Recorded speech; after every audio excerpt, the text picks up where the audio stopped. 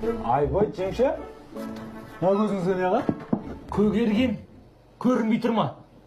Көрініп тұр ғой, бірақ жаман көрініп тұр ғой. Әжем жақты қайтушы еді. Өсіңдер, көгеріңдер деп. Өсіп өңір жағын қайдам, көгері жағына қатты атсамсың. Неден? Жатсайшы. Со әжең айтпаған ба? Үйде құр жата бермей жұмыс істеңдер деп. Екеуің масыл боп. Үйде жатқаннан басқа не істейсіңдер сендер? Ойбай, жата бересіңдер ғой деңіз. Жаңа біраз отырдым ғой. Тиіш отсай. Сіз бірақ ағаммен ұрысқаннан басқа не білесіз? Қалдыбай, не деп отыр мынау?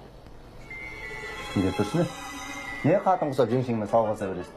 Қалдыбай, қатынмен жақтасып отырсың ба? Мен қатынмен жақтасып отырмын дедім бе шағым? Или сен қатының артық әңгіме айтуға болмай ма? Адалдықпен атауымызды шейік, тыныш шығара. Қалдыбай, бүгін ертең жұмыс табам, сен үйіңе байланып қалған. Тапсаң 2 ай болды ғой табам деп жүргеніңе. Не асың ішейін тағаранға түсайын деп сен не төрімізге шығып адамын алып. Қалдыбай, маған міндет команда түсірген. Өшіріңдер. Өшірмеймін не? Өшіріңдер. Не істей аласың маған, не? Не істей аласың? Не істейсің? Қатын шығар.